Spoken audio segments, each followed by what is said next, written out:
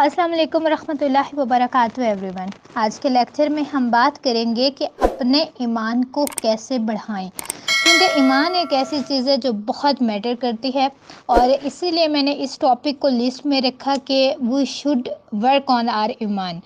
دیکھیں، اگر ہم اپنے اپنے ایمان پہ کام نہیں کریں گے تو ہم اصل پرپز سے دور ہو جائیں گے۔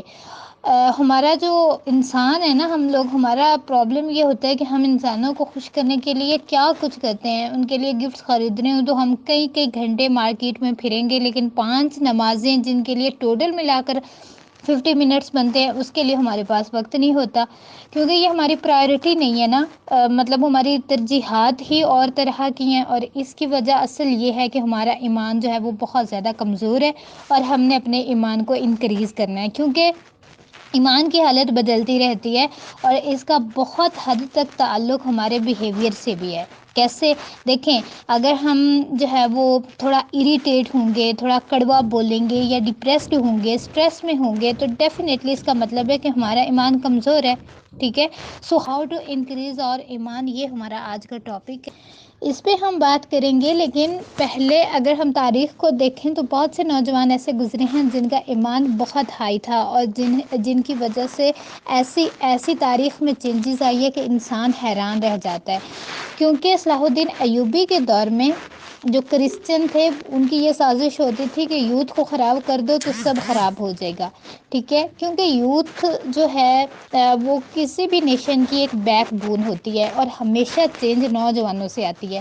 اولڈ پیپل کا اور رول ہوتا ہے، نوجوانوں کا ایکٹیو رول ہے، ٹھیک ہے۔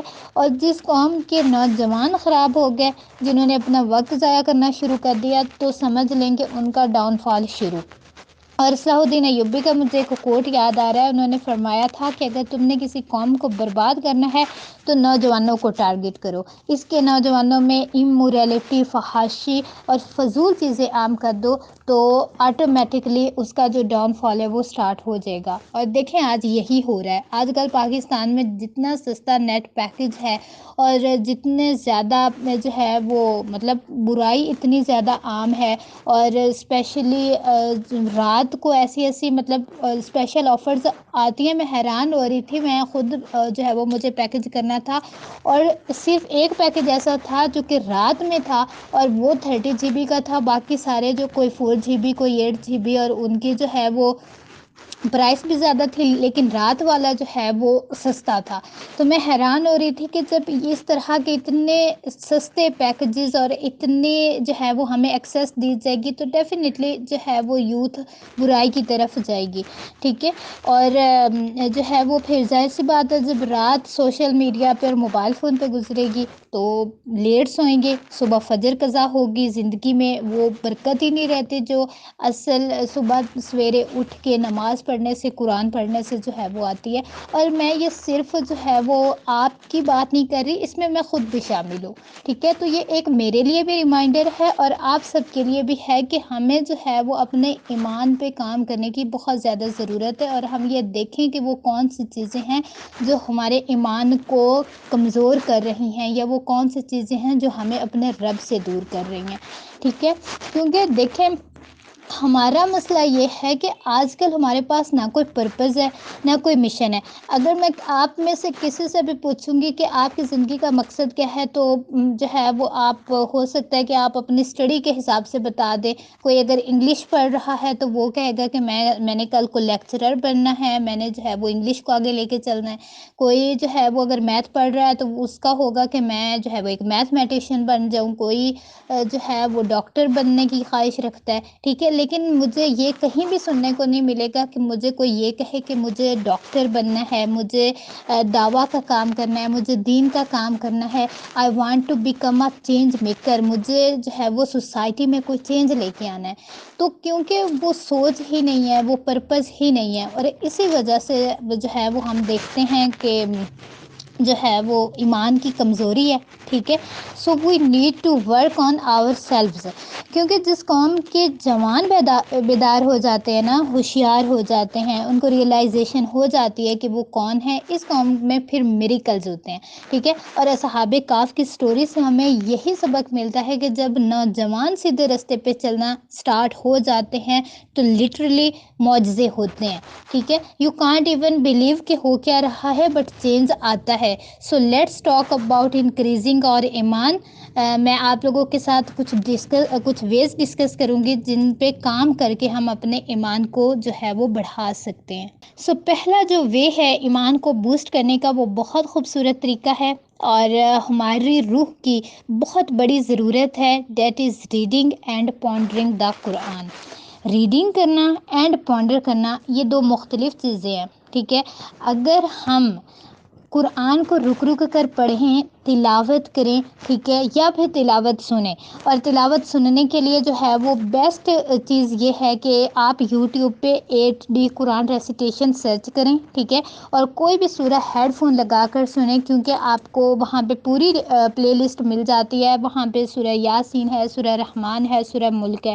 تو آپ نے جو ہے وہ کیا کرنا ہے، آپ نے ہیڈ فون لگا کر سننا ہے. اور شرط یہ ہے کہ آرام سے بیٹھ کر سنیں یا لیٹ کر سنیں، اور پورے غور و فکر مطلب پورے غور سے، پوری توجہ سے سننا ہے، ٹھیک ہے. اس کے بعد یہ آج آپ ایک ایکٹیویٹی سمجھ لیں، ٹھیک ہے. تو اس کے بعد جب آپ نے یہ ضرور سننا ہے، اور اس کے بعد مجھے آپ نے کمنٹ باکس میں بتانا ہے کہ وٹ ڈو یو فیل. اس کے برعکس دیکھیں، یہ تو بات ہوگی نا قرآن کی. اگر جو ہے وہ میوزک کی ہم بات کریں تو بہت سے لوگ کہتے ہیں کہ جو میوزک ہے، جو موسیقی ہے، یہ روح کی غذا ہے. نہیں، یہ غلط کہتے ہیں، کیونکہ میوزک جو ہے یہ تذبذب پیدا کرتا ہے، یہ انسان کو بے چین کرتا ہے. ہم جب تک میوزک سن رہے ہوتے ہیں اس وقت تک ہمیں اچھا فیل ہوتا ہے، لیکن جیسے ہی وہ کیفیت ختم ہوتی ہے، کیونکہ دیکھیں جو میوزک ہے یہ ڈوپامین کی ویلیو بڑھاتا ہے، ٹھیک ہے. اور جیسے ہی وہ ختم ہو جائے گی، اٹ آسک فار مور، ٹھیک ہے. ہمیں اور زیادہ کی طلب ہوتی ہے. اور وہی چیز کہ جب تک ہم میوزک سنتے رہیں گے ہمیں جو ہے وہ اچھا فیل ہوگا، ہم جو ہے وہ ریلیکس رہیں گے. لیکن جیسے میوزک ختم ہوا، بے چینی شروع، ٹھیک ہے. اور اس کے پھر کنسیکوینسز ہمیں بعد میں بھی بھگتنے پڑتے ہیں. رات کو ٹھیک سے نیند نہیں آئے گی، دل و دماغ میں وہی گانے، وہی ساری چیزیں چلتی رہتی ہیں. تو ڈیفینیٹلی ایمان کا لیول جو ہے وہ بہت زیادہ نیچے جاتا ہے. اور اگر آپ کنسسٹنسی ان چیزوں کو فالو کرتے ہیں، کنسسٹنسی کے ساتھ جو ہے وہ میوزک سنتے ہیں، یا جو ہے وہ کوئی ایسا کچھ بھی ایسا کوئی کنٹینٹ فالو کر رہے ہیں جو کہ ٹھیک نہیں ہے آپ کے ایمان کے لیے، تو پھر ایک وقت ایسا آتا ہے جب ہمیں کچھ فرق ہی نہیں پڑتا. ہمیں نہیں سمجھ آ رہی ہوتی کہ اچھائی کیا ہے اور برائی کیا ہے، ٹھیک ہے. اور ایک حدیث میں بھی آتا ہے کہ قیامت کے نزدیک لوگوں کے دل بلیک ہو جائیں گے. Why? Because that heart will not be able to recognize good and bad. ان کو یہ سمجھ ہی نہیں آئے گا کہ اچھائی کیا ہے اور برائی کیا ہے. اور یہی آج ہو رہا ہے، ٹھیک ہے. یعنی کہ ہمیں سمجھ ہی نہیں آتا کہ جو ہے وہ صحیح راستہ کون سا ہے اور غلط راستہ کون سا ہے. اور اس کی مین وجہ یہ ہے کہ ہم اپنے دین سے دور ہو رہے ہیں. ہمیں نہیں پتا کہ قرآن کیا کہہ رہا ہے، ہمیں جو ہے وہ سنت کا نہیں پتا، ہمیں احادیث کا نہیں پتا، ٹھیک ہے. تو ڈیفینیٹلی جو ہے وہ مطلب ہر انسان جو جس راستے پہ جا رہا ہے اس کو لگتا ہے کہ یہی ٹھیک ہے. یہ کیا ہے؟ یہ ویک فیتھ کی نشانی ہے، کیونکہ جس انسان کا ایمان ہائی ہوتا ہے، جو جتنا فیتھ فل ہوتا ہے، وہ قرآن و حدیث کی طرف جاتا ہے. اس کے لیے یہ زیادہ میٹر کرتا ہے کہ میرا رب کیا چاہتا ہے یا میرے نبی نے کیا فرمایا. So my point was that listen to recitation of the Quran. اس سے آپ کو سکون ملے گا، سکینت نازل ہوگی، آپ کا تذبذب ختم ہوگا، بے چینی ختم ہوگی، آپ میں کمپوزر آئے گا، پیشنس آئے گی. Your soul again become strong because of the recitation of the Quran and pondering over the Quran. اب پونڈر کرنے سے کیا مراد ہے؟ دیکھیں، صحابہ سے یہ بات ثابت ہے کہ جب بھی وہ اسٹریس میں ہوتے تھے، تھوڑا سا جو ہے وہ پینک فیل کر رہے ہوتے تھے، یا وہ جو ہے وہ مطلب ویسے کسی مشکل سچویشن میں ہوتے تھے، وہ قرآن و مجید کی تلاوت شروع کر دیتے تھے اور اونچا اونچا پڑھتے تھے. اور یہ سب سے بڑا سٹریس ریلیزر ہے، ٹھیک ہے. کبھی آپ غور کیجئے گا، آپ کو بہت زیادہ غصہ آئے، آپ بہت سیڈ ہوں یا ڈسٹریس میں ہوں تو آپ کو جو بھی سورہ یاد ہو اس کو اونچی اونچی پڑھنا شروع کر دیں اور مسلسل پڑھیں، کنسسٹنسی کے ساتھ پڑھیں. آپ دیکھیں گے کہ آپ کا غصہ ایسے کم ہوگا جس طرح سمندر کی جھاگ اچانک بیٹھتی ہے. اور کسی سلف سے ایک آدمی نے پوچھا کہ جو ہے وہ ہمیں کتنا قرآن پڑھنا چاہیے. انہوں نے بڑا خوبصورت جواب دیا کہ جتنی تمہیں ہیپینس چاہیے اتنا تم قرآن پڑھ لو. جس کو جو ہے وہ زیادہ ہیپینس چاہیے وہ زیادہ قرآن پڑھے. کہنے کا مقصد یہ ہے کہ ہم سب کو بھی یہ کوشش کرنی چاہیے کہ قرآن ریسیٹیشن کو اپنی روٹین میں شامل کریں. بے شک کچھ آیات ہی پڑھیں، کچھ رکوع پڑھیں، لیکن تلاوت قرآن پاک کو جو ہے وہ ضرور اپنی روٹین میں شامل کریں. ٹھیک ہے؟ کیونکہ قرآن پڑھنے کا سب سے بڑا فائدہ یہ ہے کہ یہ آپ کا پرابلم ڈائگنوز کرتا ہے. بہت سے لوگ قرآن پڑھ کر چینج ہوتے ہیں. اگر میں اپنی بات کروں تو 2021 تک میں خود جو ہے وہ مجھے مطلب سوائے مجھے قرآن پاک سمپل جو ہے وہ مطلب روٹین میں پڑھنے کے مجھے نہیں پتہ تھا کہ ترجمہ کیا ہے، تفسیر کیا ہے، قرآن کو ہمیں کیوں سمجھنا چاہیے، کیوں پڑھنا چاہیے. تب میں نے جو ہے وہ دورہ قرآن کیا اساتذہ عائشہ عامر کا. یہ اللہ تعالیٰ کا کام ہے، جس نے جو ہے وہ ہدایت دینی ہو، جس نے جو ہے وہ سیدھی راہ دکھانی ہو. تو دورہ قرآن سے مجھے سمجھ آیا کہ ایکچولی قرآن کا مقصد ہے کیا اور قرآن کو ہمیں جو ہے وہ سمجھنے کی ضرورت کیوں ہے. کیونکہ دیکھیں قرآن ہم سے باتیں کرتا ہے. قرآن پڑھنے سے پتہ چلتا ہے کہ ہماری ڈیزیز کیا ہے، ہماری زندگی میں جو پرابلمس چل رہی ہیں وہ کیوں چل رہی ہیں، ہم سیدھے راستے پہ جا رہے ہیں یا غلط راستے پہ جا رہے ہیں. کیونکہ اسپرچول ڈیزیز کوئی ڈاکٹر ڈائگنوز نہیں کر سکتا، وہ قرآن کرے گا. اس لیے قرآن کو پڑھیں، اس پہ تدبر کریں، اور بیسٹ یہ ہے کہ کسی جو ہے وہ استاد سے پڑھیں، عالم دین سے پڑھیں. کیونکہ پھر جیسے جیسے آپ تفسیر پڑھتے جاتے ہیں خود سے بھی پڑھ سکتے ہیں، لیکن پھر بہت سے کویسچن آتے ہیں، ذہن میں آتے ہیں، بہت سے سوال اٹھتے ہیں، جو ظاہر سی بات ہے پھر ہمیں کسی استاد کی ضرورت پڑتی ہے. لیکن اگر استاد جو ہے وہ میسر نہیں ہے، ٹھیک ہے، تو یوٹیوب پہ کسی عالم کی تفسیر سنیں. میں آپ کو یہ سجیسٹ کروں گی کہ آپ بھی دورہ قرآن ضرور سن لیں. ٹھیک ہے؟ اگر بالکل آپ نے زیرو سے سٹارٹ کرنا ہے تو بہتر یہ ہے کہ آپ دورہ قرآن ہی جو ہے وہ سن لیں. اساتذہ فرحت ہاشمی صاحبہ، نگہت ہاشمی یا عائشہ عامر، ان تینوں کے جو ہے وہ، اور ویسے بھی میل اسکالرز بہترین جو بھی اچھے ہیں، ٹھیک ہے، تو ان کی تفاسیر کو آپ ضرور جو ہے وہ وزٹ کریں. بے شک ڈیلی بیسس پہ جو ہے وہ قرآن کا کچھ حصہ، پارے کا کچھ حصہ ہی سنیں، لیکن اس کو سنیں ضرور، سمجھیں اور عمل کرنے کی کوشش کریں. اور جو ہے وہ مطلب کب پڑھنا چاہیے؟ بیسٹ چیز یہ ہے کہ جب فجر کی نماز پڑھتے ہیں تو اس کے فوراً بعد جو ہے وہ قرآن پاک کی تلاوت کرنی چاہیے. اس سے کیا ہوگا؟ اس سے ہمارا ایمان بہت زیادہ جو ہے وہ بوسٹ ہوگا انشاءاللہ. سیکنڈ وے جس سے ہمارا ایمان جو ہے وہ انکریز ہوتا ہے وہ ہے بینگ ود پیپل آف ایمان. یعنی ایسے لوگوں کے درمیان بیٹھے جو ایمان والے ہوں، جو آپ کا ایمان بڑھائیں. دیکھیں کچھ لوگوں کی انرجی ہی اتنی زیادہ ہوتی ہے، جیسے صحابہ کہتے تھے کہ یا رسول اللہ جب ہم آپ کے پاس ہوتے ہیں ہمارا ایمان بہت ہائی ہوتا ہے اور ہمیں لگتا ہے کہ ہم سے کبھی گناہ ہی نہیں ہوگا، لیکن جیسے ہی ہم یہاں سے اٹھ کر جاتے ہیں ہم سے کوئی نہ کوئی گناہ سرزد ہو جاتا ہے. تو پروفٹ صلی اللہ علیہ وسلم مسکرائے اور فرمایا کہ اگر تمہاری ایمانی کیفیت ایک ہی رہتی تو فرشتے تم سے مصافحہ کرتے، تم فرشتے نہیں ہو اس لیے گناہ ہو جاتا ہے. اور اس سے یہ بھی بات جو ہے وہ پتہ چلتی ہے کہ ایمان کی حالت بھی بدلتی رہتی ہے. ٹھیک ہے؟ کہنے کا مطلب یہ ہے کہ جب بیڈ کمپنی ہوگی، جب آپ برے لوگوں میں رہیں گے، ٹھیک ہے، تو یہ جو ہے وہ ایمان کو ڈائی کرے گی نا. ٹھیک ہے؟ It will eat away your ایمان. اس لیے اپنی کمپنی پلیز دیکھ لیں، اچھے لوگوں میں بیٹھیں، اچھی صحبت اختیار کریں. اور میں ہمیشہ اپنے لیکچرز میں کہتی ہوں کہ اگر آپ کو اچھے لوگ نہیں مل رہے، اچھے دوست نہیں مل رہے، تو خدا را اصحاب کہف کو فالو کریں اور اکیلے ہو جائیں. ٹھیک ہے؟ ایک سائڈ پہ ہو جائیں. جیسے ہمارے نبی اپنی جوانی میں غار حرا میں چلے جاتے تھے، وہاں جا کے عبادت کرتے تھے، جو ہے وہ ذکر کرتے تھے، اور وہ تنہائی میں جو ہے وہ رہتے تھے. تو بہت بہترین چیز یہ ہوتی ہے کہ جب آپ کو اچھی صحبت نہیں مل رہی، آپ کو پتہ ہے کہ جن لوگوں میں آپ اٹھ بیٹھ رہے ہیں ان سے سوائے آپ کو فتنے کے، برائی کے یا غیبت کے کچھ نہیں حاصل ہونا، تو بہتر ہے کہ آپ اکیلے ہو جائیں. ٹھیک ہے؟ اچھے لوگوں میں بیٹھیں، اچھی صحبت اختیار کریں، ٹھیک ہے، ایسے لوگوں میں بیٹھیں جو آپ کو اصل مقصد کی طرف لے جائے، نہ کہ وہ آپ میں سیلف ڈاؤٹ پیدا کرے۔ اگر آپ ایسے لوگوں میں بیٹھ رہے ہیں جو دن رات ہنسی مذاق کرتے ہیں، دین کا مذاق اڑاتے ہیں، دیندار لوگوں کو جو ہے وہ موک کرتے ہیں، غیبت کرتے ہیں، تو آپ کو کیا لگتا ہے مطلب جو ہے وہ آپ کا ایمان بڑھے گا؟ نہیں، دے ول لٹرلی کل یور ایمان، so please watch your company, ٹھیک ہے۔ اس کو جو ہے وہ ضرور دیکھیں اور اپنے لیے کوئی بہتر فیصلہ کریں، کیونکہ آپ کی جو صحبت ہوتی ہے اس کا بہت حد تک اثر ہوتا ہے آپ کے ایمان۔ تیسرے نمبر پہ جو وے ہے ویری امپورٹنٹ، جس کو ہم ڈیٹیل میں ڈسکس کریں گے، وہ ہے تفکر اینڈ تدبر۔ دیکھیں، ایمان اگر آپ نے بڑھانا ہے تو تفکر اور تدبر کو اپنی عادت بنا لیں۔ اب یہ بہت ڈیپ کانسیپٹ ہے، پہلے میں آپ کو تفکر کی دلیل دیتی ہوں۔ سورہ آل عمران میں اللہ تعالیٰ فرماتے ہیں ان فی خلق السماوات والارض واختلاف اللیل والنہار لآیات لأولی الالباب، بے شک زمین و آسمان کی تخلیق اور رات دن کے آنے میں اولو الالباب کے لیے نشانیاں ہیں، عقل مندوں کے لیے نشانیاں ہیں۔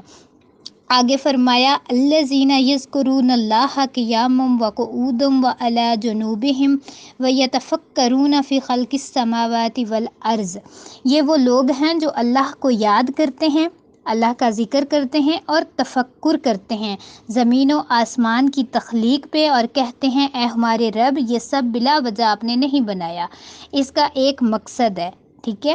اور تفکر سے کیا ملے گا آپ کو؟ دیکھیں، سورج ہمیشہ ایک خاص وقت پہ نکلتا ہے، ٹھیک ہے، گرمی ہو سردی ہو، وہ کبھی لیٹ نہیں نکلتا۔ یہ اللہ کی پرفیکٹ جو ہے وہ کریشن ہے، ٹھیک ہے۔ بارشیں ایک خاص موسم کے تحت ہوتی ہیں، چاند کا ایک اپنا پرپز ہے، سورج کا اپنا پرپز ہے، ٹھیک ہے۔ اسی طرح جو گلیکسیز ہیں، ایٹمز ہیں، مطلب ہر چیز کا، چھوٹی سے چھوٹی چیز کا بھی ایک پرپز ہے۔ تو آپ کا کیسے نہیں ہے؟ You are the most intelligent being. کیا ہم صرف کھا لے پی لے جی لے کے لیے پیدا ہوئے ہیں؟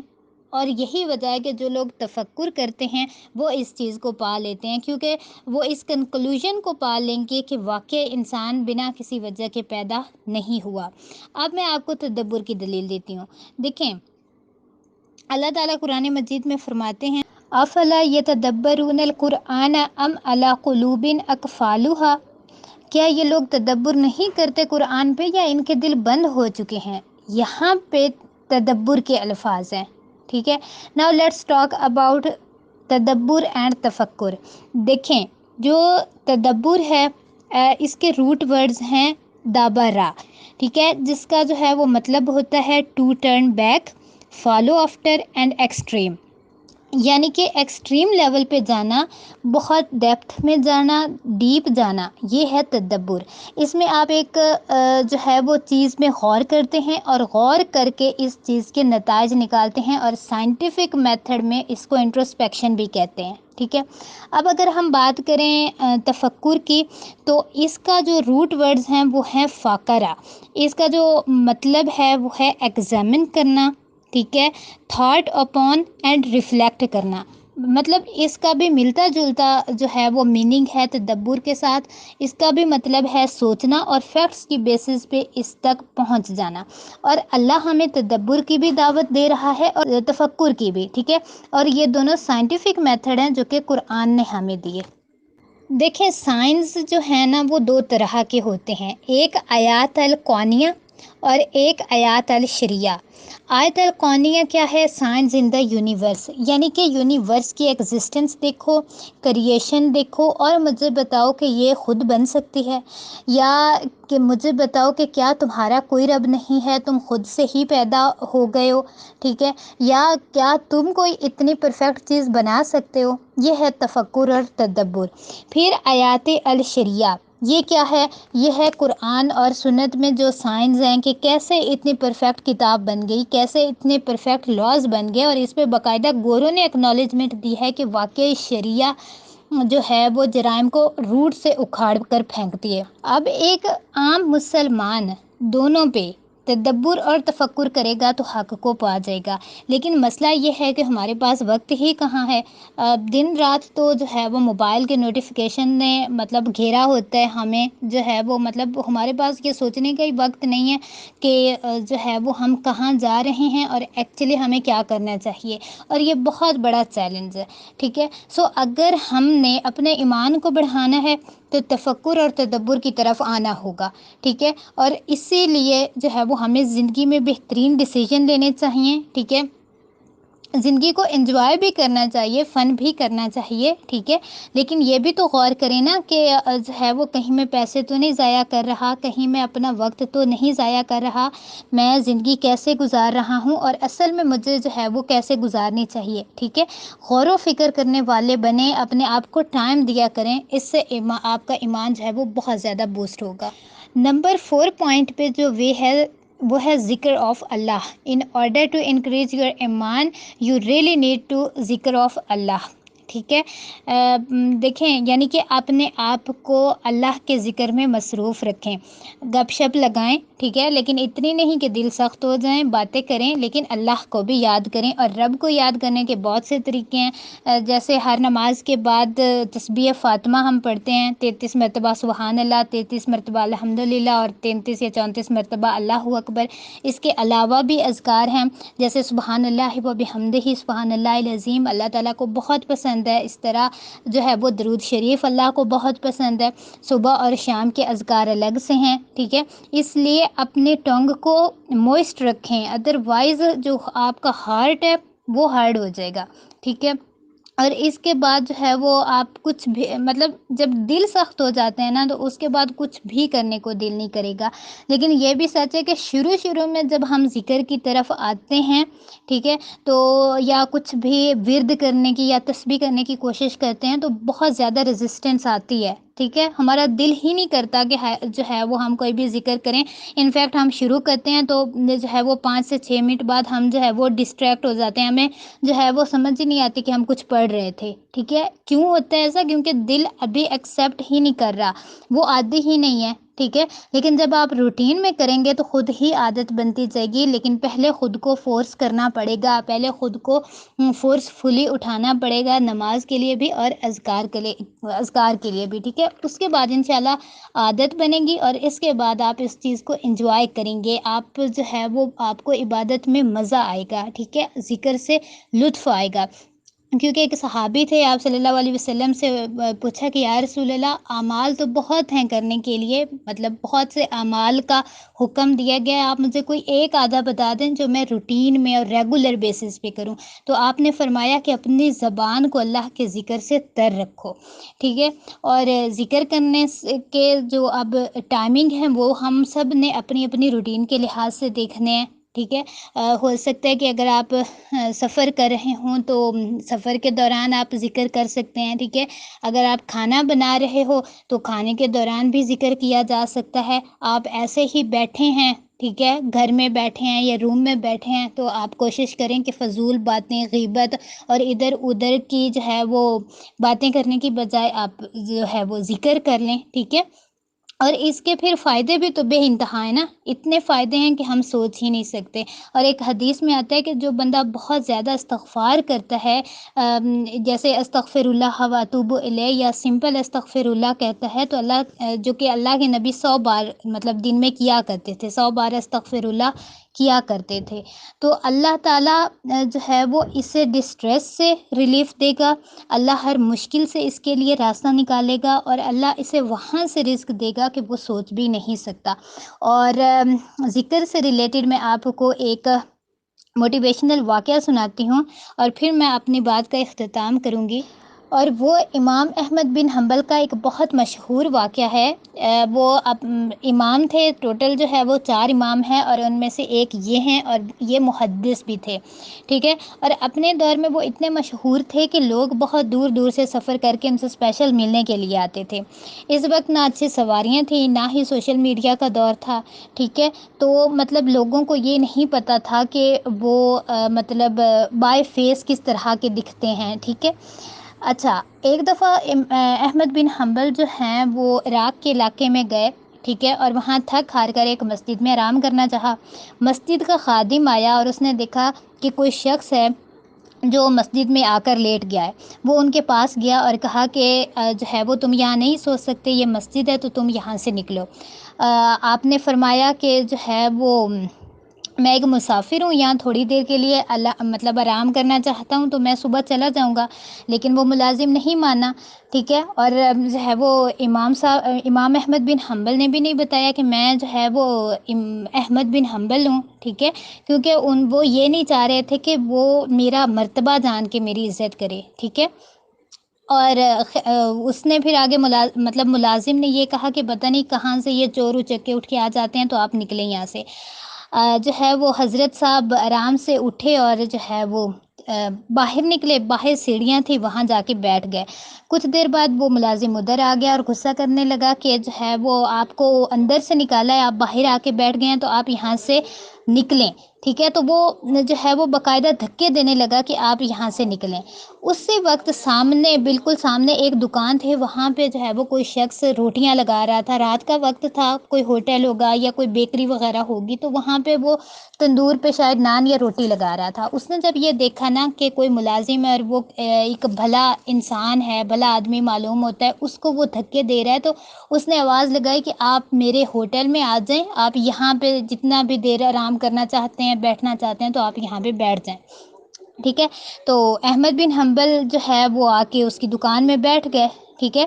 جب امام صاحب اس کے پاس بیٹھے تو بڑے حیران ہوئے، کیونکہ انہوں نے دیکھا کہ وہ شخص جیسے جیسے کام کر رہا ہے اپنا، تو کنسسٹنسی کے ساتھ جو ہے وہ مطلب کنسسٹنٹلی جو ہے وہ استغفار کر رہا ہے، ٹھیک ہے۔